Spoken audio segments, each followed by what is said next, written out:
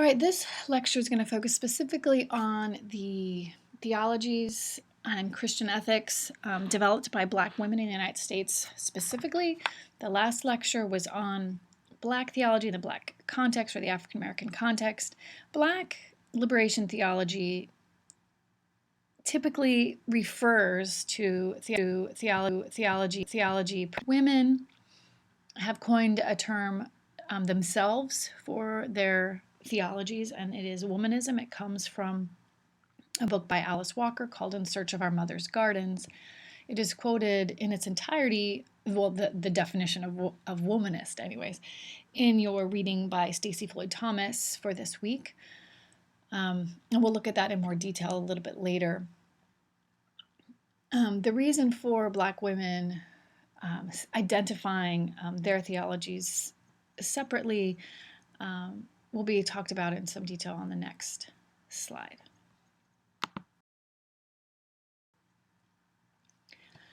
So first I just want to highlight a few things that brought womanism out that is foundational to the movement and to the theologies produced under this title. The first is this concept of triple jeopardy, or tridimensional oppression. This comes out somewhat in a couple times in the Stacey Floyd Thomas reading. It stems from the experience of multiple layers of oppression and barriers experienced particularly by women of color and Black women perhaps especially. Obviously, as women, they experience sexism. As Black women, they experience the oppression of race and racism in our country. And Black women are typically the majority of the poor, or a vast percentage of the poor are Black women. So there is the issue of class as well. And womanism and Black feminism as well remind us that you can't just isolate one of these isms, if you will, and just deal with that, because they intersect, they weave together, they create together these stronger barriers to advancement and in our society. So this is sometimes referred to as intersectionality. You typically come across that word in other disciplines. In womanist theology, you sometimes still hear it talked about as tridimensional or triple jeopardy, but intersectionality expands it to recognize that there could be other barriers as well. If you're a disabled, poor Black woman, you have even more, layers of barrier to navigate in our culture. So intersectionality refers to the sort of multiple barriers placed in front of you in our culture.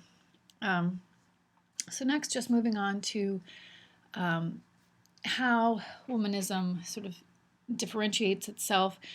First, obviously, there is the relationship to white men. And by that, I really just mean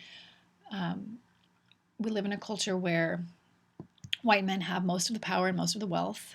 I think that's pretty much obvious. So the vast divide between the status of a white man in our country and the status of a poor Black female. On the next slide, we'll also talk about the history of Black female sexuality during this time of slavery, where their bodies were owned by white men and were used horribly by white men. The slave master's son, or just any random white man who comes across a Black woman could potentially rape her. So, and that was fine and legal, really. And that actually relates to the next point on the slide. That is the relationship to white women and white feminism. a troubled history between white women and black women began during the slave era. And part of this has to do with, again, the way that black women were characterized and stereotyped sexually, because they did not have autonomy, sexual autonomy. They were owned and were property and were treated as such. So a characterization of black women emerged that they were promiscuous or wanton sexually, that they were more desirous, lustful, more promiscuous. And this was used to contrast white female virtue and white female purity and virginity. And so they were pitted against each other, so that the black woman was used sort of as this background, this prop, to in contrast to which sort of the white woman would look virtuous and pure. And we'll get to some images about that a little bit later in the slideshow. So that then translated after slavery into really the lynching era, where white female virtue was something to be protected. And the black male then also becomes sexualized and characterized as being sexually aggressive and promiscuous and wanting sex, and particularly, white society said, wanting white women.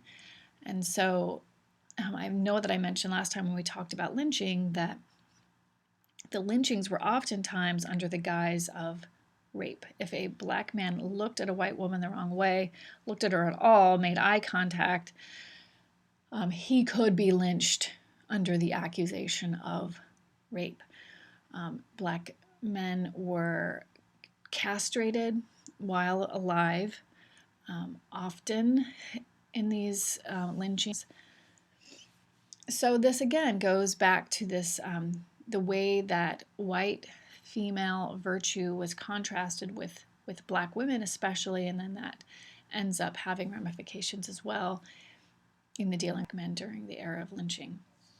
And when it comes to the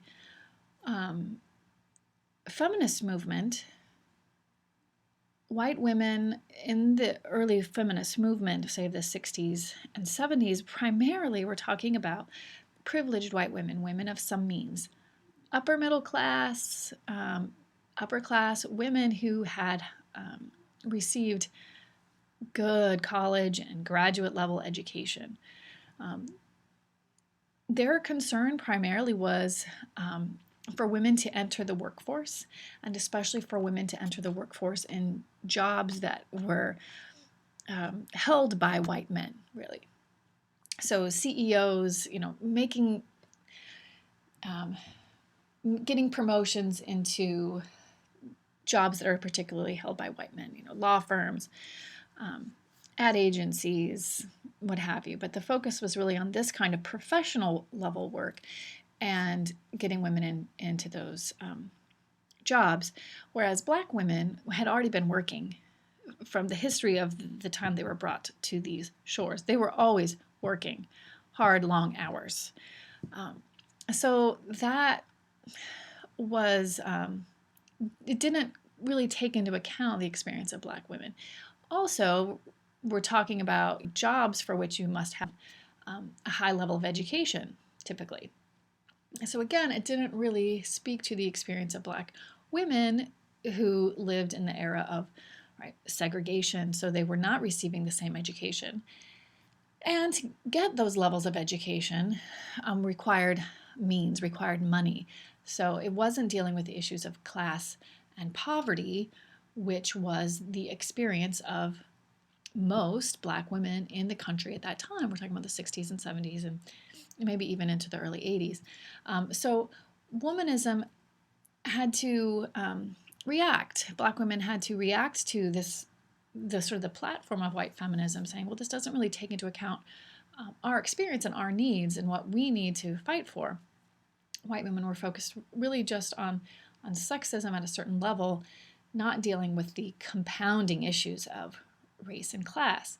Also, white women were at the head of this movement. They were the leaders of this movement, and they weren't really sort of stepping back to allow women of color to take these leadership roles. Something similar happened in the Black Power movement and the Civil Rights movement, where women were intensely involved in the civil rights movement, and Stacey Floyd Thomas highlights that in multiple times in your reading for this week. But they weren't given, they didn't receive the same recognition. They were not given the same voice in the movement and weren't remembered in the same way. Black men who have been held out of power, of course, in society for their history of their time in the U.S., also didn't want to step back and give up power to allow a Black woman to come in and have a leadership role. This continues to be a problem that plagues the Black church, and Stacey Floyd Thomas mentions this at the end of her reading. Some Black women are, seeking ordination, have received ordination, but many Black churches do not allow women to be ordained, do not allow women to preach, and so some women maybe will get ordained, but then not ever be able to find a church that will take them as a minister. And this is, partly because here is a place for Black men to have this leadership role, and it is hard to relinquish power. And so that's one of the things that Black women kept running up against in the Black Power movement and in the Black Panthers. There is a PBS documentary out right now about the Black Panthers, and they do highlight some of the women involved in the Black Panther movement. But again, by and large, it was a very masculine-focused movement, and Black women talk about their experience of trying to talk to the men in these movements about addressing concerns of sexism and how this impacts the experience of Black women, particularly, but they were told repeatedly, let's just focus on race right now. Let's just get racial equality, and then we can deal with that. And Black women just felt like it wasn't understood how these isms played into each other and how they intersected, and that those concerns kept getting pushed back. This is actually a critique of early womanist theology about the work of James Cone, which was very masculine in its language. He didn't use inclusive language, for example. And he has since gone back as a response to these critiques and edited his early books to make them more gender inclusive in their language. This last bullet on this slide is, I couldn't figure out where else to put it, so here it is. Intersectional oppression leads into internalized racism. That's a concept from our very first lecture, a concept from that very first reading by Gloria Yamato, which is referenced in multiple other readings that we've had so far and will continue to be throughout this course. But internalized oppression or internalized racism, right, is that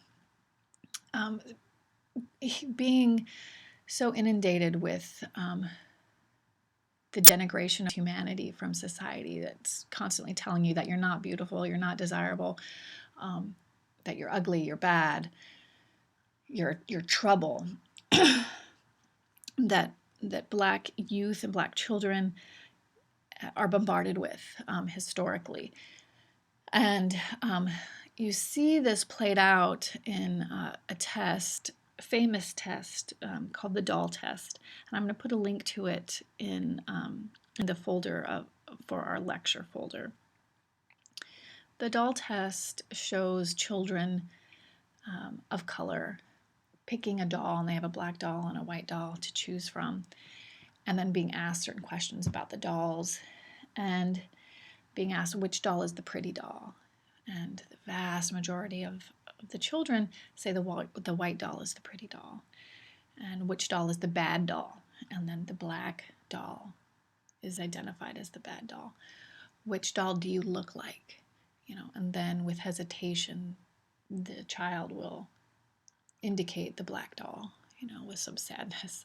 Which doll do you want to play with? And then they would pick the white doll. These were a test done in the 50s. They have been redone in a few different ways in recent times, and there does seem to be some improvement there.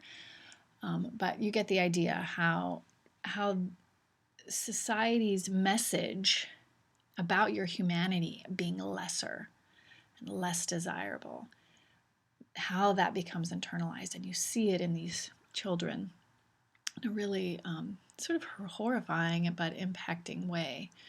So I'm going to give a link to that as well.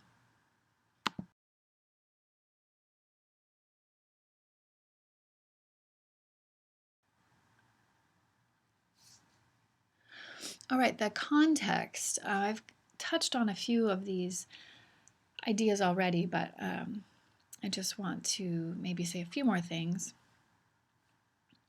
So behind the movement for womanist theology, first, obviously the legacy of slavery for African American women and some of the stereotypes that still prevail in our country and culture derive from that era. One part of that, as I mentioned previously, was the lack of sexual autonomy. Black women were often bred. Rape was considered absolutely fine because if they get pregnant, that's another little slave that you can use for labor in your own plantation or sell for profit. So that is part of the horrifying history. One of the famous escaped slaves was Sojourner Truth, and she's mentioned in the Stacey Floyd Thomas reading. She talks about watching all of her children, 12 or 13 children, sold into slavery away from her. So that experience of giving birth to many, many children, oftentimes for profit for the slaveholder, and then having all of your children taken from you and knowing that they will go to someplace and most likely have a horrifying life of abuse like that which you have received. So that legacy is a painful, obviously horrifying one. The role of surrogacy, this can be seen in many different ways. So Black women, this is mentioned also in the Stacey Floyd Thomas reading, Black women were surrogate sex objects. White women were thought to were supposed to be pure. So perhaps the slave owner would view the Black woman, and maybe he had a favorite, as sort of a surrogate wife in that sense. So surrogate wives, surrogate mothers, I think of the mammy of the slave era, but also the nanny of the middle of the 20th century, right? And throughout the 50s and 60s, the Black nanny, if you've seen The Help, perhaps as an example, right? Surrogate housekeeper, surrogate nurser. There were slaves who were kept perpetually lactating to nurse white babies so that the mother didn't have to bother actually nursing the baby, right? So there's vast number of ways in which Black women became surrogates for whites, and how this became extremely oppressive for the Black woman. We'll talk in more detail about racial stereotypes on another slide, and then the wage gap, and we'll look at some stats on how Black women, again and again, we know that women already get paid less for the same job, And there's lots of documentation of that. Not just, oh, well, women don't have the same education or women don't have the same jobs, but in the same job. We know that women get paid less for doing the same job.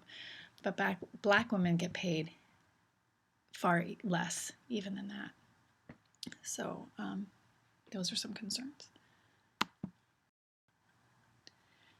A little bit more about this idea of surrogacy. This was really first raised in womanism by Dolores Williams. She was one of the early womanists, and she published a book called Sisters in the Wilderness. And the book Sisters in the Wilderness focuses especially on the story of Hagar in the book of Genesis.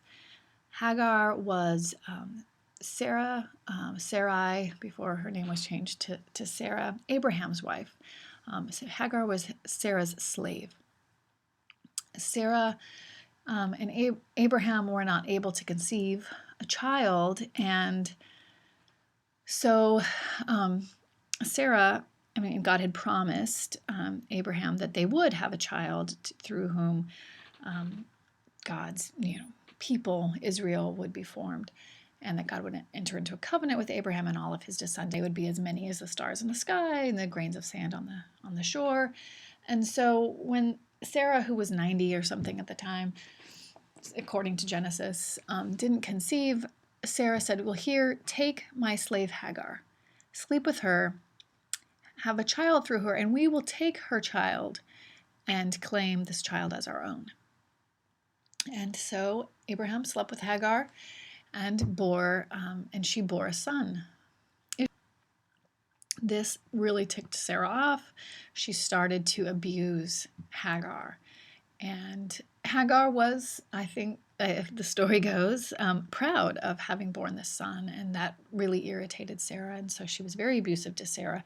So Hagar left, she fled, she ran away. She escaped her enslavement. And this is where it gets tricky. She is in the desert, and God tells her to go back to Sarah and Abraham, and promises her that he will take care of her son and that he will himself become a great nation. So she does. She goes back to Abraham and Sarah. So this story, in some ways, illustrates the troubled relationship between white women and black women historically. The white woman would be very abusive, especially to black women at the plantation or in the home. Going back to slavery and into the civil rights era, again, the help isn't maybe absolutely the best example, but it does illustrate the way that white women treated black women.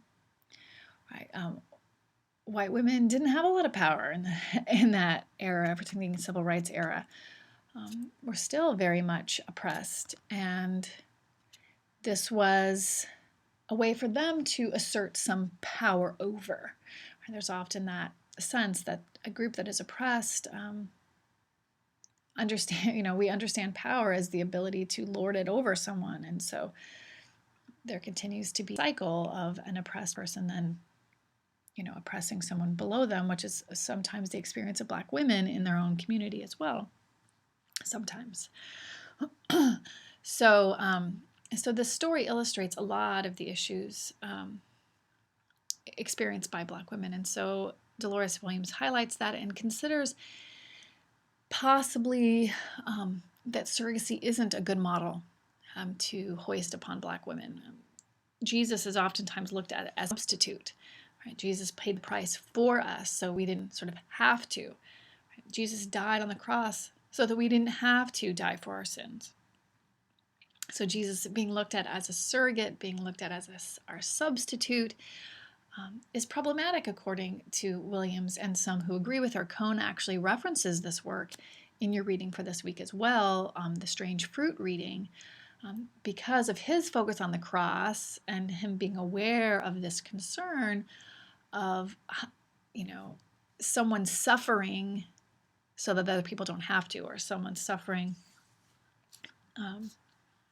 for, someone else. A role that Black women find has often been put upon them. They end up doing the brunt of the suffering, and sometimes are told things like, this is the cross you have to bear. Just endure this, and you'll be rewarded in heaven. So it's that kind of talk that concerns some Black women theologians, some womanists. Williams questions the story of Hagar and Sarah, questions the fact that God asked her to go back to her abusers, and wonders about the way that theologians have used the story of God's election. When we talk about God's election, we mean first that God elected Israel to be God's chosen people.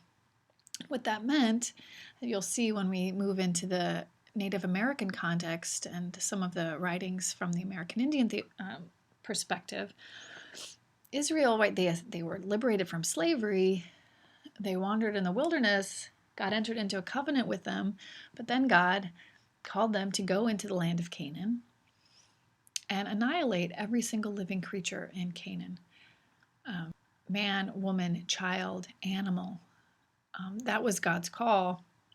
Didn't totally happen that way, but that's what the Bible tells us. And so she raises the concern about this story, what it means that this is God's will. And we'll see more people raising those concerns. And how do we claim that God is a God of the oppressed and God of the victim when the election that God entered, that God chooses, God enters into covenant with Israel, also leads to the oppression of all of the Canaanites, or in this case, God's election of Isaac through Abraham and Sarah, right? God chooses Isaac to be one of the patriarchs of Israel,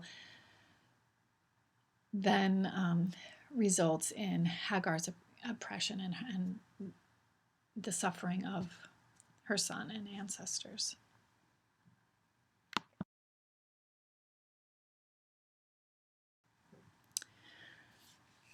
I mentioned, and as does Stacey Floyd Thomas, the emergence of racial stereotypes that persist in our culture that have been very harmful to Black women and the way they are perceived in our society, and then that message which they must constantly resist to continue to affirm their humanity and this. So the mammy, this if you could record and a lecture and have active hyperlinks, it would be awesome, but I can't. So these were active hyperlinks. But if you're curious, of course, you can go, if you haven't seen Gone with the Wind or you're not familiar with Hattie McDaniels, who won an Oscar actually for her portrayal of Mammy in the movie Gone with the Wind, the first African-American woman to win an Oscar. But she played this very stereotypical Mammy who is very round, heavy, no nonsense, sort of, but desexed, nurturing, raises the kids, really the mother figure. And again, Stacey Floyd Thomas talks about that in the way that even in the civil rights era, how some women were talked about as being mothers, and how that still perpetuate this idea that Black women are these nurturing, soft, motherly figures, and that's one role that they can fill. The matriarch is domineering, emasculating.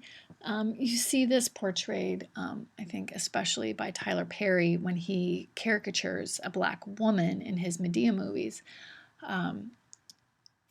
His, blackface is the historically in Hollywood the donning of Black makeup and making a parody of a Black entertainer. So a white person putting on Black makeup and pretending to be Black, doing some, show that's a caricature and sort of a joke, pretending to be Black. Well, that is something that is absolutely not acceptable anymore in our culture, was for a long time in Hollywood. And we'll talk more about red face and yellow face when we get into some other contexts. But which we still see some of that of the others today, but less, very, I mean, haven't seen a black face in a very long time. But here Tyler Perry can parody a black woman. He is a black man, so he dons the persona of a black matriarch, and it is, it's a comedy. It is a mockery of the black matriarch. I think he's making millions of dollars off of it, but very damaging. There was recently a gathering at the National Conference of Religion Scholars, and there's sections that focus specifically on womanism, and they had a whole section dealing with womanism and Tyler Perry, because these are sort of perpetuating, troubling, denigrating portrayals of black women. Sapphire, or the angry black woman. You see this, for example, in the way that Michelle Obama is sometimes portrayed as being angry, a lot of times in certain media outlets. If a black woman is serious, she is portrayed as angry. That's, again, used in a way that's pejorative. Of course, black women have a lot of reasons to be angry, so I don't know why it would be so shocking or bad, but it is a way to not take them seriously or disregard them, that they're overreacting. They're just an angry black woman. That's another stereotype. The mule, who is just hardworking, unattractive. If you've seen The Color Purple, read The Color Purple, or gone to the Broadway show, Celie is a prime example of the mule. Talked about as being ugly repeatedly, a slave horse, a workhorse. The Jezebel, this is again that promiscuous, sexually aggressive portrayal of black women stemming all the way back to the slave era. And the last line here was a link that went to a montage of blackface and minstrel show clips from a Spike Lee film called Bamboozled. I might go ahead and put that link in here too, in case you want to look. It's just a short montage of the way that blacks were portrayed in old Hollywood and the dawning of blackface. In fact, there's an old Christmas movie that the song White Christmas, which of course is probably made most famous from the musical White Christmas. For that movie, there was another movie called Holiday Inn with Bing Crosby and Fred Astaire, and that's where the song White Christmas was first introduced.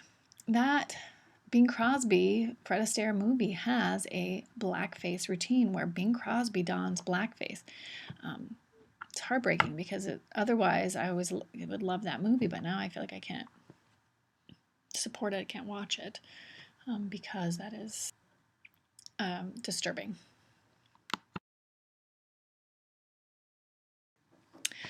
All right, the next few slides is going to be about Sarah Baartman, and I'm going to use, she comes up a lot in womanist literature and sometimes in black feminist work as well. It doesn't come up in our Stacey Floyd Thomas reading. I sometimes think maybe I should pick a different reading that does, because you find that she comes up a lot. But I'm going to use her story as an example of what we still see today in our culture regarding the way that black women are viewed. So Sarah Baartman was born in current South Africa, was taken as a slave, then to London, where she was displayed basically in a, basically freak show, if you will, because of her proportions. She was sold then to a French man and taken to Paris, where she was also displayed. And you're going to see multiple images of her. She's very famous. She was called the Hottentot Venus because the tribe she was from were the Hottentots. She was studied, as you'll see. There are drawings, naked drawings of her. And she was portrayed, she was displayed with very little clothing on, as you saw on the last slide, and the coming ones. So she was displayed for really the white gaze. I mean, look, he's got his monocle on there, examining her backside. And everyone's ogling, right? He's got a little glass of wine, just, taking in some wine while gazing at this basically naked African woman. This is from when she was being displayed in Paris. This image isn't as sharp as I wish it was, but I like to keep it on the slideshow because it shows the contrast between the white women here, who of course are very covered, very fully clothed with dresses down to their ankles. Like back then, you couldn't even show your ankle; that was racy. So here they're displaying her with very little covering. Of course, it contrasts the white woman, and they're so shocked. Here, one man is again with his monocle, the other one is looking away. Oh, this is just horrifying. And then the white woman, of course, is all horrified. Eventually, her popularity wore off. Everyone had seen her, and so her holder didn't want to pay her slave, her owner, I guess, didn't want to pay for her upkeep basically anymore, didn't want to pay to care for her. So it is thought she kind of disappeared from, lost trace of her to some extent. They believe that she ended up having to turn to prostitution to support herself. But when she died, this is shocking. Museum in Paris took her brains out. Bizarre. And also removed her genitalia, cut out her vulva, basically, and preserved it and kept it on display. Eventually, her remains were taken and buried in South Africa, and eventually they were able to get her brain and her genitalia back and bury it with the rest of her body. But they had taken a plaster mold, a plaster replica of her genitalia, which they continued to display for a few years after they had returned her actual body back to South Africa. So what does this have to do with current news? So I'm going to move to a few different examples. I believe, and many scholars will back me up, there is a real disregard for the body of Black women. And I'm just going to give two very recent examples of young women, both teenagers, who are brutalized or humiliated by an officer. This was a pool party in Texas in a suburb at a community pool. The police were called because of a disturbance, supposedly. Some say that they were called because this is a community pool, you have to live in the community, right? And some of these students did live there. They were having a birthday party or something and invited their friends to come. But so they were called because, all of these Black youth don't live here, basically. And so the police showed up, and the kids just kind of scattered and tried to run, and the police were like, don't run. And so for some reason he singles out this 15-year-old girl and throws her to the ground, grabs her hair at one point, pushes her to the ground. She's in a bikini, and she's calling out. When you see the video, it's a really disturbing video. Call my mom, call my mom. Right? I mean, she's just a girl. And he eventually, again, throws her to the ground. You'll see sort of more than drags her into the grass, face down, has her face in the grass, holding her head into the grass, and sits on her back and has his knee in her back. And it's just like there's all these kids going, he just totally loses it. At one point, pulls a gun and points it, like pointing it around at these teenagers. Total chaos. But it's really, here is this 15-year-old girl in a bikini who was just at this pool party. There was no other evidence that she'd done anything, except that all of these people are sort of running around thinking that they're going to get in trouble for being at this pool. That's one example. The next is another video that was caught of a officer in a high school, and we can talk more about the placement of police and correction officers in schools and what that means. On our last slide, we talked about how Black youth and youth of color in general, but especially Black youth, are cops are called on them, called into the schools, and they're given referrals, more vast numbers. And here he just manhandles her. In fact, if you watch the video, he ends up tipping the desk over on her in a very violent act at a high school.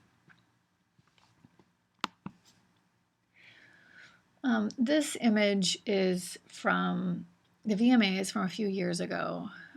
Miley Cyrus, and she's one example of many, and it is the juxtaposition of sort of the ideal female form in our culture right now. She's this stick figure, super thin, white, and in this music video, Can't Stop, she has these same dancers with her in that video. And here in the VMA performance, she has these, and they're very specifically chosen dancers. The song says, "To my homegirls here with the big butts." That's a line from the song, her homegirls, right? Because, she totally grew up in the ghetto. But they are very full-figured Black women who dress in teddy bears in this particular one and dance around her, and she's sort of on display in front of them. She's very scantily clad herself, but in this particular moment in the performance, she goes behind this woman and is smacking her butt and then making sexual gestures to her backside. And you could find many other examples of Black female bodies serving as props to highlight white, delicate femaleness. So really, the Sarah Baartman piece was just the way that Black women's bodies are portrayed, used, and disrespected in our culture, moving into just these examples of Black youth being manhandled. And we could have other examples. There was an example at a rally recently where a Black girl is getting pushed around by all these white men at a campaign rally during the primaries. So I'm trying to get at the difference, the way that Black women are viewed in our culture, and the contrast that is still perpetuated in our culture and society and media.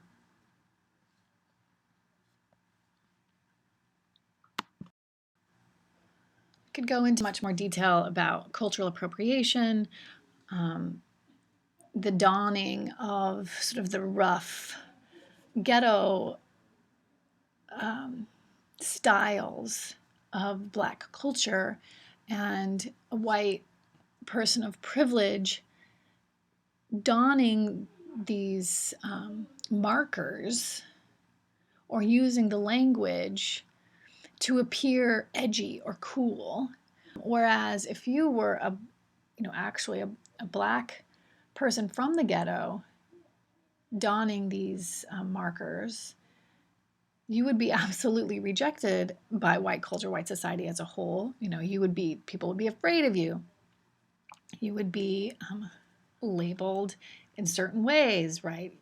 To be flashing gang signs, as Miley Cyrus does in this video, and many others. Katy Perry has a very similar ridiculous getup, and Madonna has as well. To flash a gang sign as a white girl of privilege is, I don't know, supposedly hip and cool and edgy.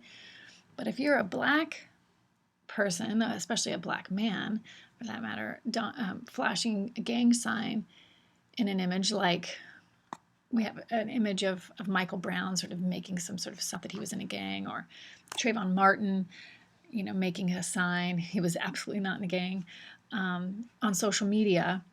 That's what media outlets pick up on, and those are the pictures that they portray, right? Portraying these young men who were shot to death, trying to portray them as thuggish, right? So that it doesn't seem as bad that they were killed. Whereas if a white person flashes a gang sign, it's funny or it's edgy.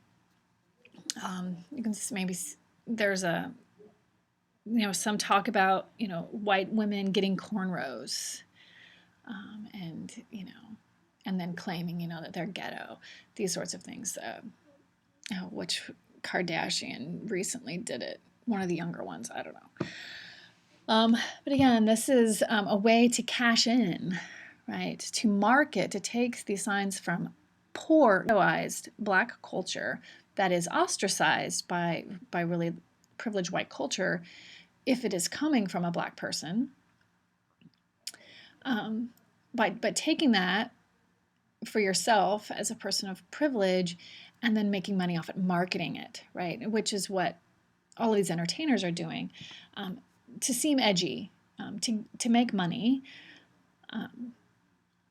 And so it's problematic, right? So this is called cultural appropriation. We're going to talk about cultural appropriation throughout our next context as well. But I just kind of want to get you familiar with the idea.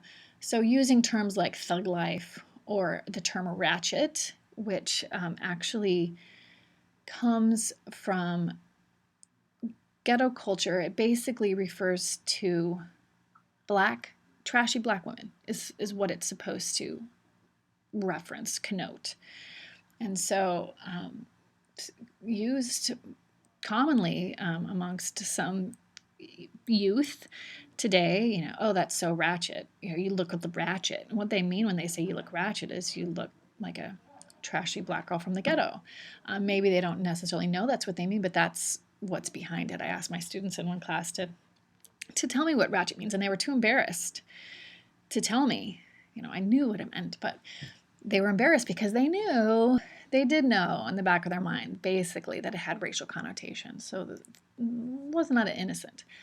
The use of the word ghetto, that's so ghetto. I mean, it's just ignorant to the plight of people living in these concentrated, impoverished neighborhoods where there's despair. I mean, they are dilapidated.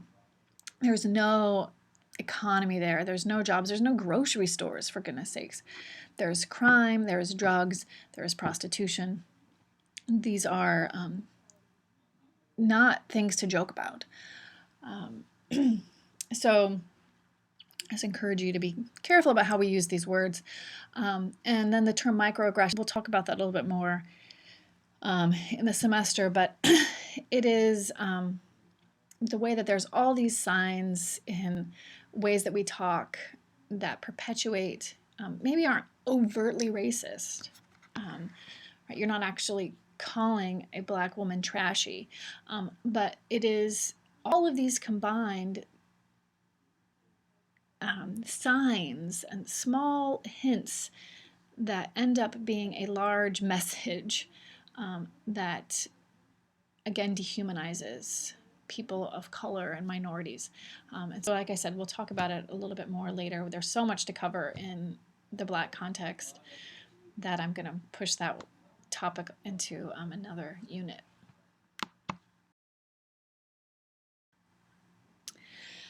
So we already saw the unemployment stat I just wanted to highlight it again.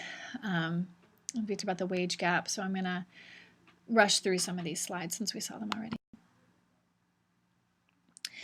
We talked about incarceration rates at length, right? But I just wanted to highlight, again, the disparity of Black women in prison in 2010 versus 1960.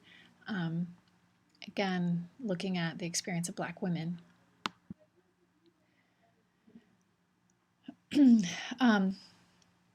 Percentages of people living below the poverty line. African American women make up the largest percentage of people living in poverty. Hispanic women, close behind them.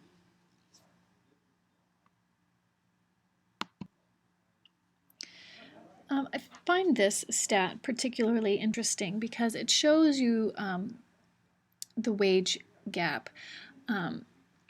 So if you look, this is based upon their level of education. So again, we're not talking about uneducated positions, but you'll see how white women make significantly more. And again, this is just, sort of $1,000. If you do the math on that, it ends up being very significant, right? So maybe it's just a couple $100 at the, graduate degree level. But we're talking about thousands of dollars once you multiply that into an actual salary.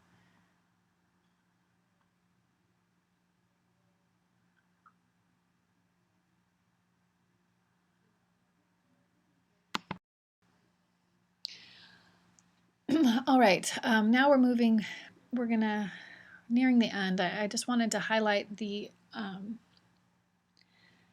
actual definition of womanist. I want you to read it in its entirety, so please pay some close attention to it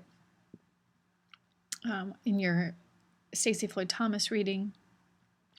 Notice that it comes from the word womanish, so it's a folk expression. So it's a word from Black culture itself.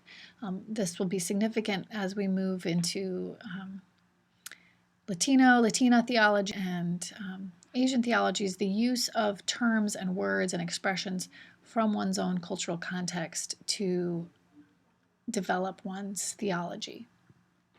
A Black feminist or feminist of color, from the Black folk expression of mothers to female children, you acting womanish, meaning like a woman, usually referring to outrageous, audacious, courageous, or willful behavior, wanting to know more and in greater depth than is considered good for one, interested in grown-up doings, acting grown-up, being grown-up, interchangeable with another Black folk expression, you trying to be grown, responsible, in charge, serious. Also, a woman who loves other women sexually and or non-sexually, appreciates and prefers women's culture, women's emotional flexibility, values tears as a natural counterbalance of laughter, and women's strength. Sometimes loves individual men, sexually and or non-sexually. I wanted to highlight that because this isn't, a male hatred group. And, feminism or womanism isn't lesbianism necessarily. It welcomes men as well, committed to the survival and wholeness of entire people, male and female. Not a separatist, except periodically for health. Traditionally a universalist, as in, Mama, why are we brown, pink, and yellow, and our cousins are white, beige, and black? Answer, well, the colored race is just like a flower garden, with every color flower represented. Traditionally capable, as in, Mama, I'm walking to Canada and I'm taking you and a bunch of other slaves with me. Reply, it wouldn't be the first time. That always reminds me of Harriet Tubman every time I read that. Loves music, loves dance, loves the moon, loves the spirit, loves love and food and roundness, loves struggle, loves the folk, loves herself, regardless. So again, focus on love, focus on self-love. Very important, especially in a culture that tells you that you're not worthy of it or that you're not fully human or equal.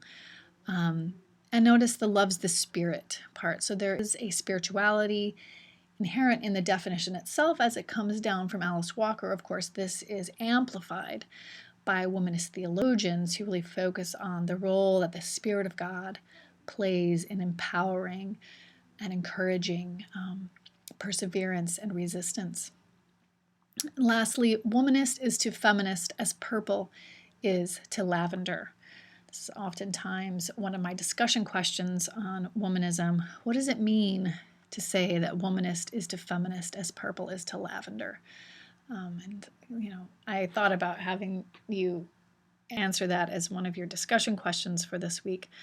I wish we had more time to have more discussions, but consider, what do you think it means to say that this is the relationship between womanism and feminism, right? Purple is a very bold, bright color. Lavender is more mild, faint pastel, right? So womanism is characterized particularly by a boldness, in contrast, perhaps, to a white feminism. That's what it's saying. Stacey Floyd Thomas takes those 4 definitions and unpacks them. So I just wanted to highlight that. That's what she's doing at the end of that article. She takes each definition and subdivision in that longer definition of womanism, and then unpacks what each of those statements by Alice Walker means for womanist theology. And so, of course, the last one, critical engagement, right? Womanism is critically engaged, meaning it's engaging and critiquing, but also learning from. That's what critical engagement means. It doesn't mean just negative. It doesn't mean just criticizing, but it means a dialogue, engaging in discussion, learning from, challenging other discourses. So the definition clearly was referring to white feminism, but it is critical engagement with a variety of methodologies and ideas, not just feminism, at least in Floyd Thomas's unpacking of the definition at the end of your reading. So lastly, I want to highlight potentially a womanist action in recent history. Bree Newsome. She's young, she's only 23, but let's get some of the background. Last summer, I'm sure you all heard of a horrible hate crime mass shooting that took place in the AME Church, American Episcopal, a Methodist Episcopal Church. This is a traditional black church. The AME Church is one of the very first independent black churches created in the United States. Long history. There were a group of church members there for a Bible study and prayer meeting. They were actually praying together when Dylan Roof came in and shot them to death, killed 9 people in prayer, injured another, and a few others there escaped without injury. After the incident and the investigation, it was clear that Roof, this was absolutely a racial killing. He had many photos taken with a Confederate flag and had posted a manifesto of sorts in which he talks about how black men are raping our women. It's for the protection of our women. Again, going back to that age-old trope that claims, right, white female purity that is threatened by the black man, which is, again, at the heart of that lynching era. So he's drawing from this just absurd fallacy, but that's motivating this hate crime. So this was in South Carolina, a state that still flew the Confederate flag from the Capitol building and on the state grounds. Georgia, for a long time, had this flag as part of its state flag, I showed that in the last lecture, the flag before it was changed. That was the flag that was draped around James Meredith's statue there in 2014 at Ole Miss. Georgia has since changed its flag, but South Carolina was the last state to still fly that Confederate flag. And as soon as this happened, the shooting, tragic death of these upstanding Christians and civil rights leaders, and I mean, old women, 80-year-old woman, it's just ridiculous. Anyways, horrific. There became a movement and a call to take down the Confederate flag from the Capitol building. A little history. I'm going to actually post a link to the history of the Confederate flag. There's a lot of ignorance around this flag. It was not the flag of the Confederacy. It was actually the flag that General Lee, it was his battle flag. So it was General Lee's flag.